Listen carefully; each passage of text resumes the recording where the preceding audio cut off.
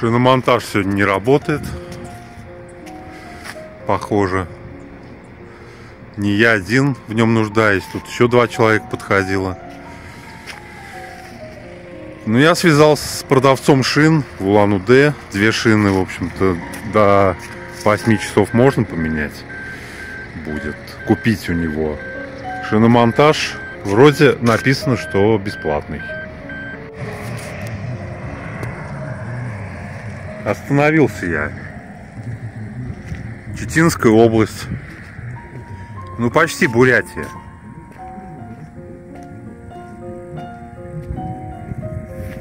Внизу Транссиб. Там какая-то речка. Не помню какая. Потом напишу. А вот товарняк идет. С грузом из Северной Кореи, наверное. Ну, это я так, предположительно.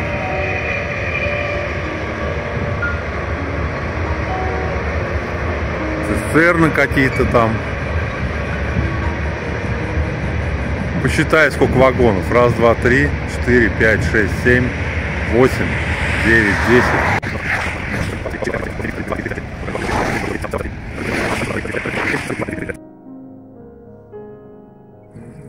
76 пустых вагонов. Ну, 78, мог ошибиться. Шиномонтаж мне сказал, что колесо на выброс. Ну, как я и предполагал.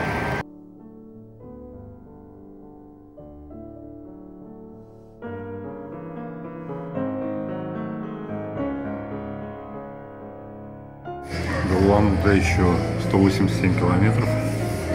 Я зашел в кафе.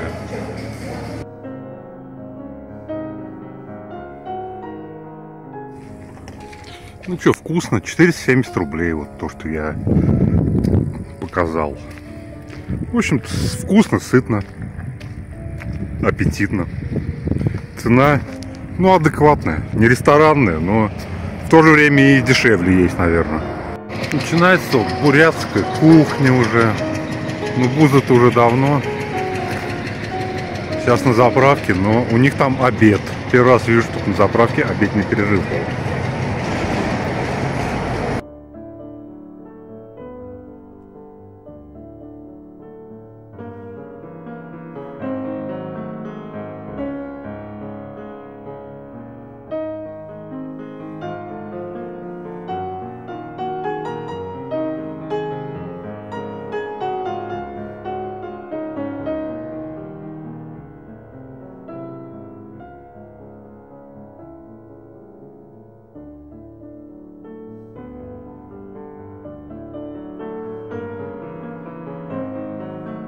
170 километров от Улан-Удэ со стороны Читы. Такой пейзаж.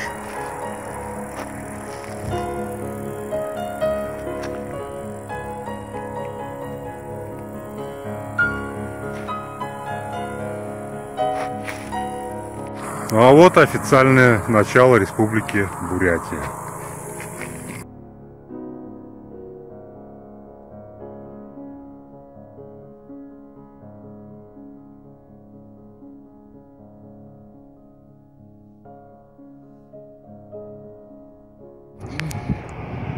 Вот это спуск с перевала был. Длинный. Вот он еще не закончился. По знаку, по крайней мере, 6 километров.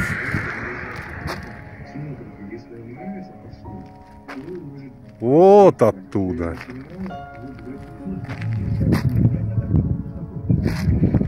Ни деревца, ни кустика.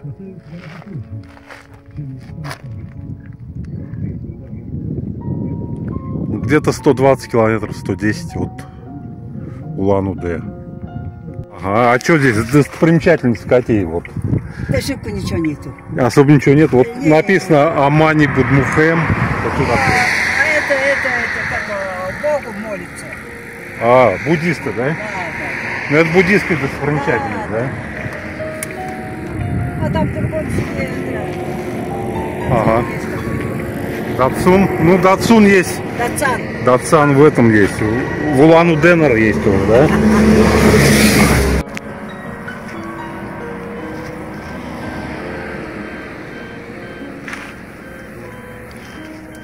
А здесь зеленая повестка в действии. Солнечная электроэнергия.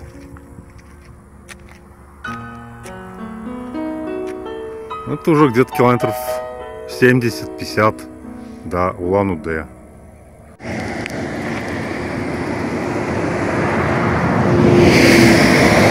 А там вон гора Спящий Лев. Внизу. На нее я, наверное, поднимусь, но не сейчас. Сейчас отвезу все-таки до места попутчицу.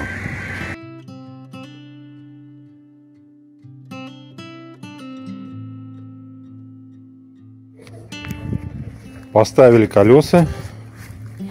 Мне профиль стал выше, чем те.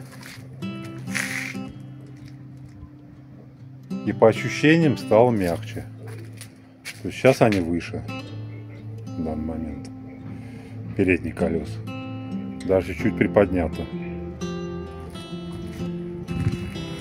Я в центре Улан-Удэ. Местная достопримечательность — это самая большая глава Ленина.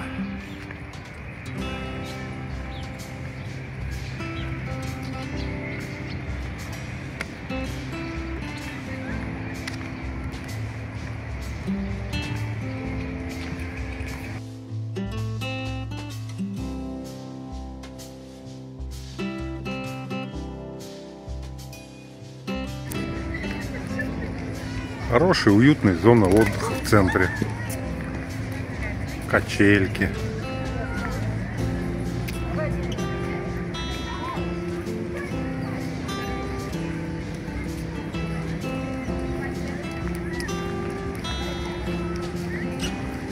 Самое главное, погода приятная.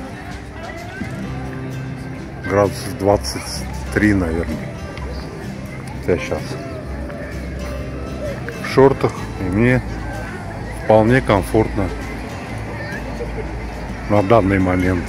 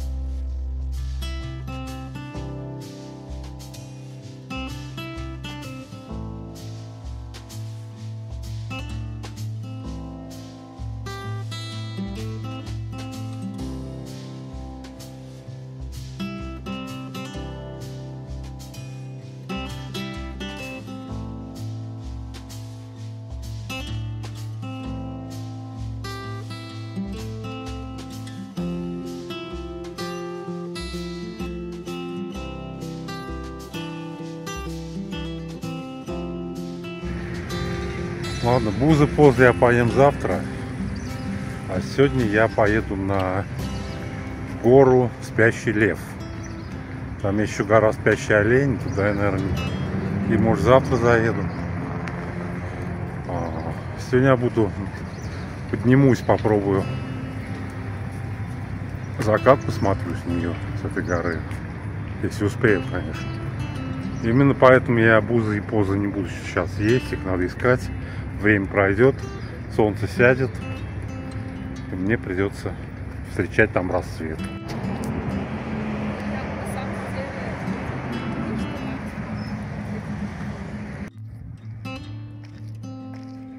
Закат уже, конечно, прошел. Это Селинга.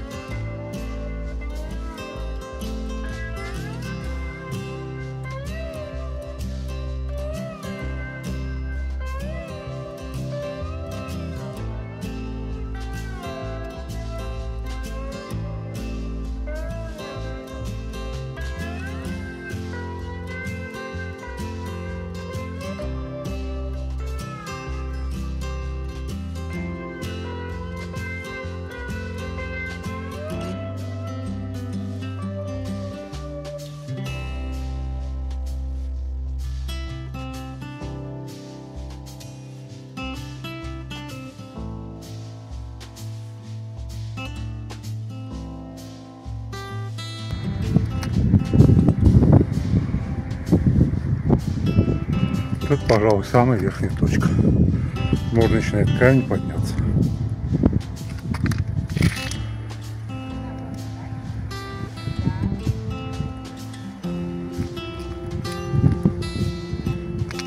Встаю на ночевку здесь, около горы Спящий Лев.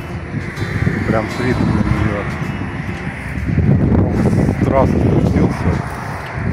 Есть там грунтовка.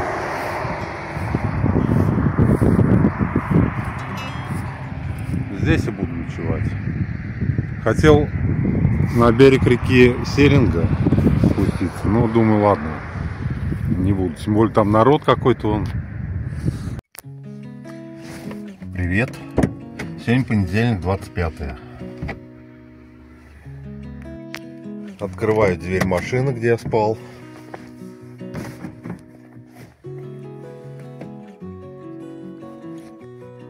А здесь неописуемый пейзаж. Солнце из-за горы еще не встало.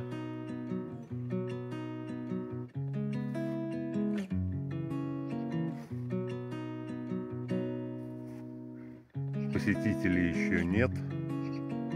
Ворона только сидит вон. Это Лев-гора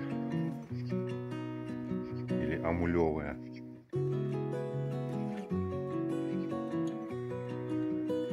Внизу Селинга.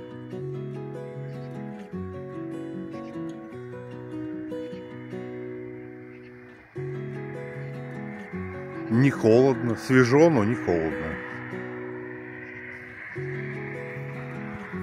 Ну что, чтобы свободнее было, запаску и покрышку я вынул. Покрышку я решил оставить, мало ли, если что-то с этим случится, у меня будет уже запас. Все равно багажник не сегодня-завтра. Канистру вынул, эти все, воду вынул. Ну, в общем, освободил местечко немного на ночь. Сейчас буду собираться и поеду.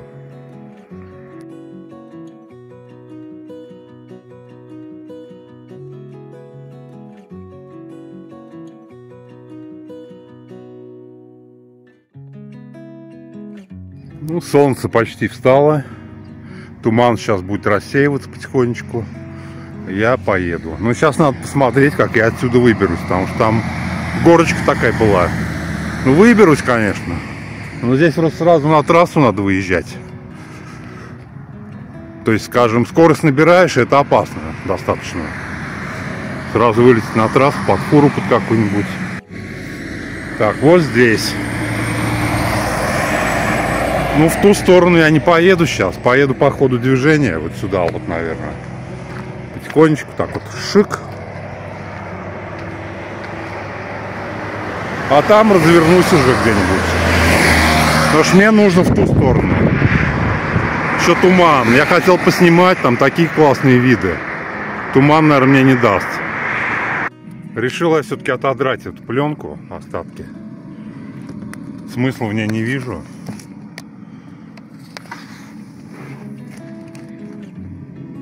Как говорится, чему быть, тому не миновать. Если камень прилетит, то он прилетит.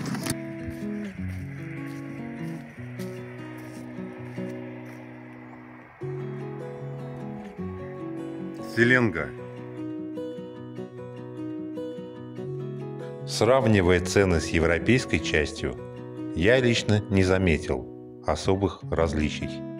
Единственное, где цены ощутимо выше, это в Якутии и во Владивостоке.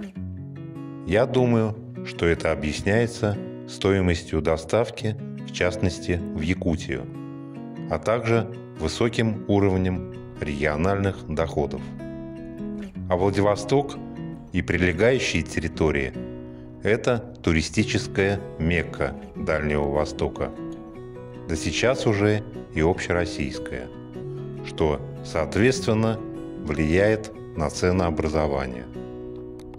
Города, такие как Хабаровск или Чита, по ценам примерно такие же, как средний город в европейской части России. Заехал я в Тибет-отель. Кафе Тибет-отель. Если оно, конечно, еще открыто. Ну, пока туман рассеется. Бузы попробую, позавтракаю. Минут 30. Ну и дальше поеду. Ну, я здесь один сейчас. Ну, время 8 часов. Наверное, еще завтракать никто не хочет в это время. Заказал 3 бузы. Ну и все. 270 рублей. Руками их едят ведь. Что, было вкусно. Сразу видно, мясо натуральное. Чем-то напоминает манты. Но манты вроде из баранины делаются. Тоже натуральные.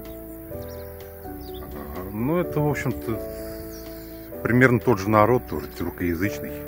Поэтому я думаю, что они копируют друг от друга блюда. Ну, ехать. Уклон слишком для меня большой, наверное. Хотя заехал бы, конечно. Просто нужно и пешком ходить. Вот это вот гора оленей. По крайней мере, подъем на нее. Вот вон какие-то туристы уже ходят с утра пораньше.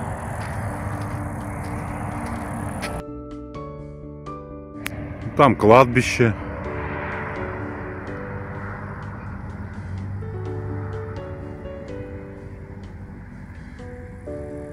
Селенга.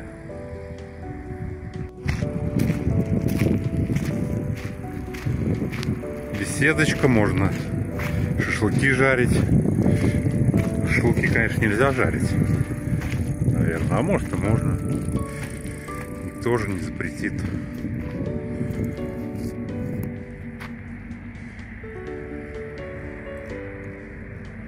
А я пойду к оленям.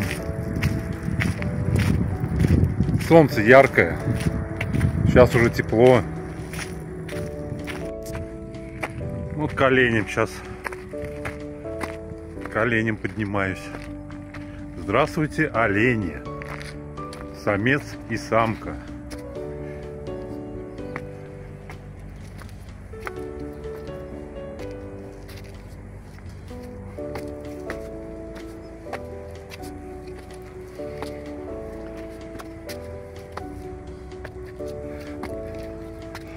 Кто-то вас сюда затащил.